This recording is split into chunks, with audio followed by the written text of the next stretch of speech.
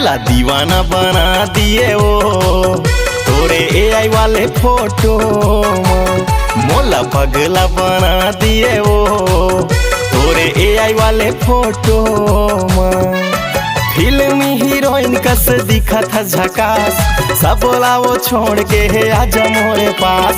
फिल्मी हीरोइन कस दिखा था झकास सब बोला वो छोड़ के है आजा मोरे पास। मोला आशिक बना दिए रे तोरे AI वाले फोटो मोला दीवाना बना दिए रे तोरे AI वाले फोटो।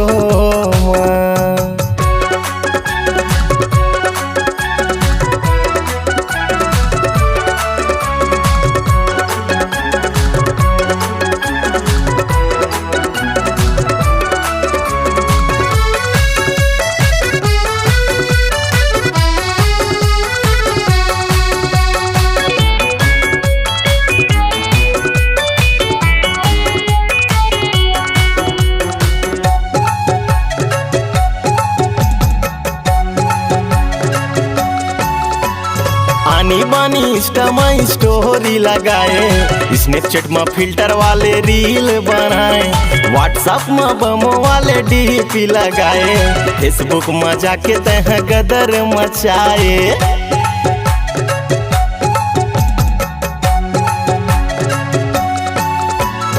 आनी बानी इंस्टा में स्टोरी लगाए स्नैपचैट में फिल्टर वाले रील बनाए व्हाट्सएप में बम वाले DP लगाए फेसबुक में जाके तह गदर मचाए। तै तो आगी लगा दिए वो तोरे AI वाले फोटो मोला पगला बना दिए रे तोरे AI वाले फोटो।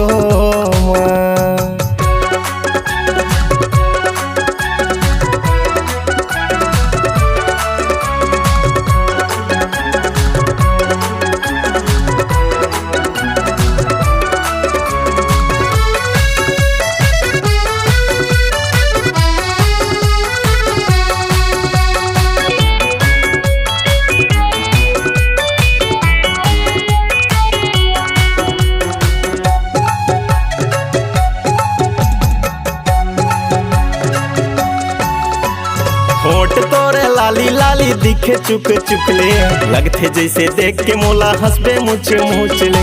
अब तो मोरे दिल में बस गे है तोरे नाम हो गे हम आशिक तोरे कखरो मेरे पूछ ले।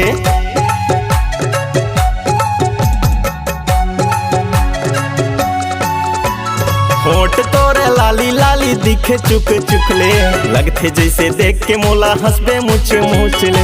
अब तो मोरे दिल में बस गे है तोरे नाम हो गे हम आशिक वो कखरो मेरे पूछले। काबर मोहनी खवा दिए वो मोला बैहा बना दिए ना मोला पगला बना दिए वो तोरे AI वाले फोटो। फिल्मी हीरोइन कस दिखा था झकास सब बोला वो छोड़ के है आजा मोरे पास।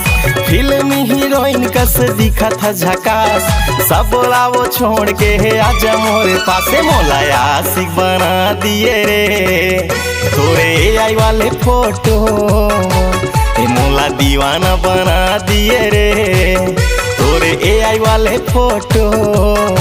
माँ कसम आशिक बना दिए रे तोरे AI वाले फोटो तोरे फेसबुक वाले फोटो तोरे व्हाट्सएप वाले DP।